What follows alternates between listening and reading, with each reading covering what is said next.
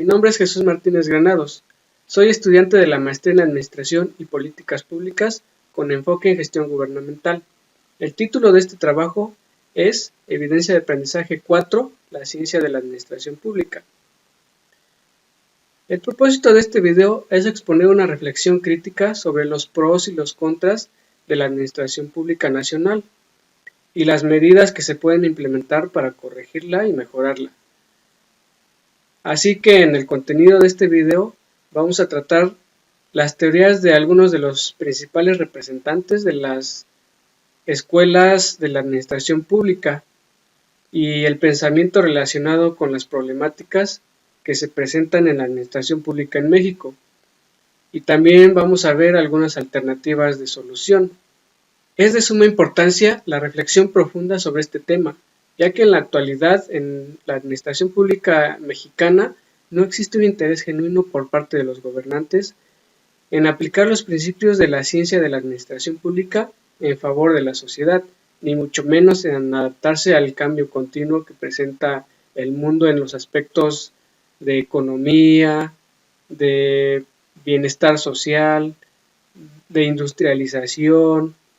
de políticas públicas y menos en la administración eficiente de los recursos del Estado. Este tema contribuye a encontrar alternativas para mejorar los lineamientos y las leyes que ya existen en México, así como la estructura bajo las cuales se desarrollan las actividades del Estado, las actividades administrativas y el manejo del poder. También contribuye a entender conceptos que se tienen sobre política, sobre poder, sobre el servicio público y sobre el bienestar social.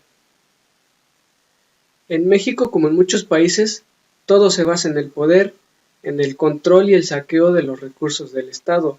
no en la administración eficiente y eficaz de estos recursos. Ya lo decía el político y abogado y además expresidente de Estados Unidos, Woodrow Wilson, en su obra El estudio de la administración, este autor decía que el objeto del estudio administrativo tiene dos metas principales. La primera es descubrir qué puede hacer adecuadamente y exitosamente el Estado o el gobierno y cómo puede hacerlo con la máxima eficiencia y al mínimo costo posible de dinero o esfuerzo. En México se puede ver este manejo del poder o enfoque en el poder. Por ejemplo, en los días posteriores al 1 de julio del 2018, que fueron las elecciones presidenciales en México, en los principales diarios del país y también en los internacionales, se hacían alusiones principalmente al poder. Por ejemplo, en CNN en español decían la izquierda en el poder. El New York Times decía la izquierda mexicana, hacían alusión a los dos periodos anteriores que había perdido Andrés Manuel López Obrador, decían los dos periodos frustrados, ¿no? O tras dos intentos frustrados, la izquierda llega al poder, ¿no? También es cierto que en México no existen acciones, proyectos ni decisiones relevantes que no se publiquen como parte de un partido político. Siempre se habla de la bancada del partido tal, del diputado tal o del senador tal, de tal partido,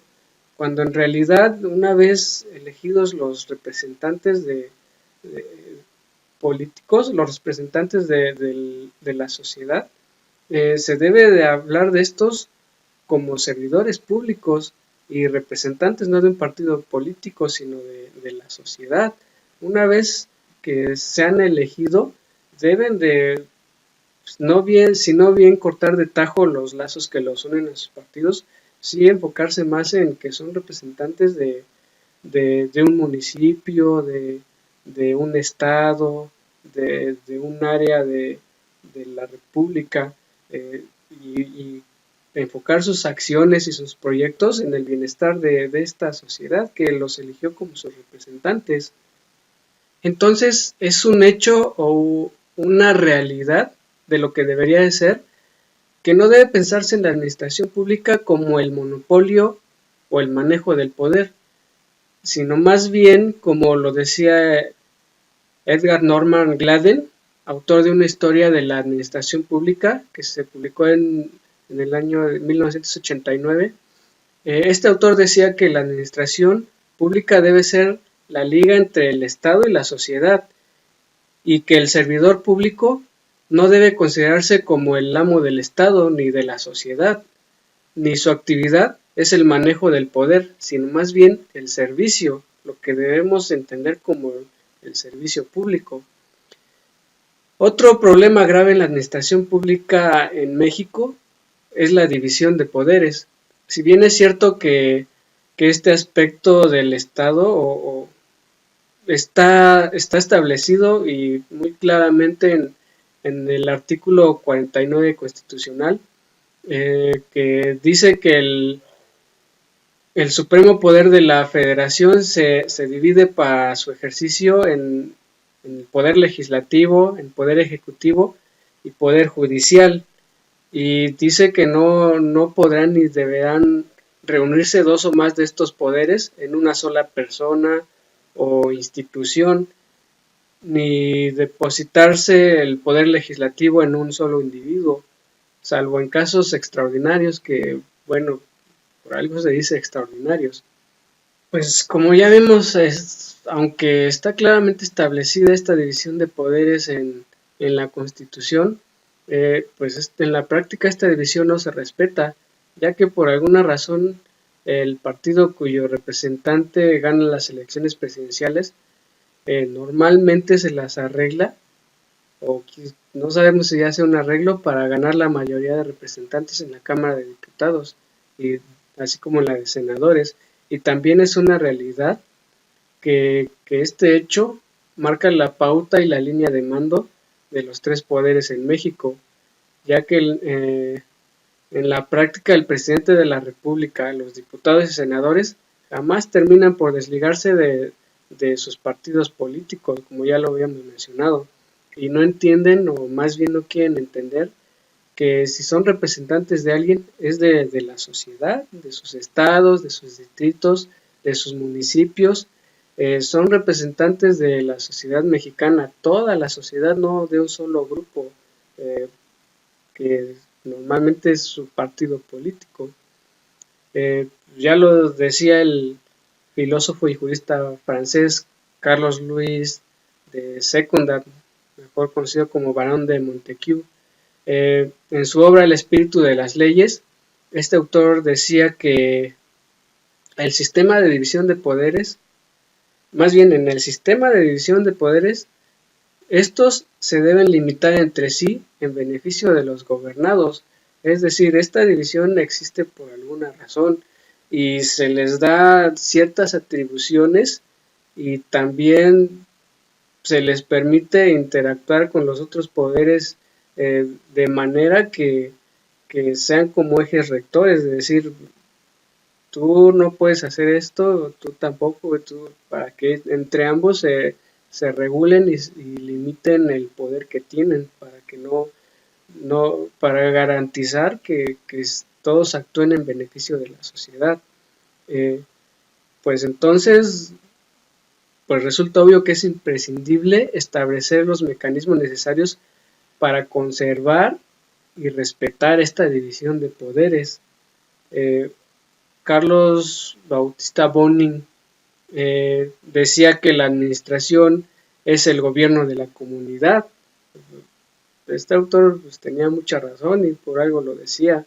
También decía que el principio de la propia administración es la conservación de esta comunidad o esta relación entre el Estado y la sociedad. Es decir, la administración pública existe por la sociedad, su razón de ser es la sociedad y para el bienestar de la sociedad. Y cuando cuando hablamos de sociedad, pues hablamos de todos los gobernados. Entonces, pues es muy importante que pues enfocarse en el bienestar de la sociedad, si no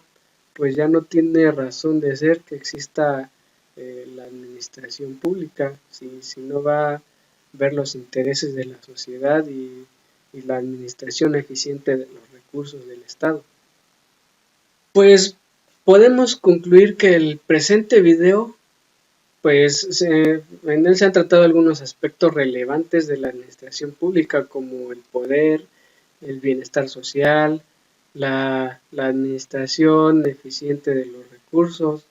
la importancia de la división de poderes y el hecho de que los servidores públicos no son servidores de un solo grupo social, que son los partidos políticos, sino son representantes de la sociedad y al servicio de los intereses de esta y al servicio del bienestar de la sociedad. Al realizar esta actividad hemos podido aprender sobre las distintas formas de cómo se ejerce la administración pública en los principales países o potencias mundiales, eh, así como un poco de la historia de las teorías de los principales representantes, eh, y las condiciones bajo las cuales se desarrollaron, porque ellos desarrollaron sus teorías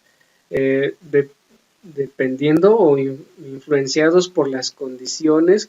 sociales y de represión o de industrialización que se vivieron en su época. Y esto nos brinda pues de manera importante las herramientas necesarias para crear un criterio propio y objetivo sobre cómo debería ser la administración pública en nuestro país. Eh, Al analizar los problemas que se presentan en México y encontrar las alternativas de solución. Bueno, ya vimos que está relacionado las problemáticas o problemas sociales en todos los aspectos con el desarrollo de las teorías de la administración pública y también ya vimos que existen problemas puntuales dentro de la administración pública en México que necesitan ser atendidos y necesitamos crear los lineamientos para solucionarlos y reforzar la,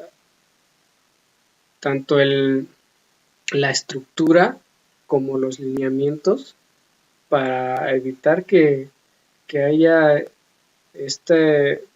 mal enfoque sobre los recursos del Estado.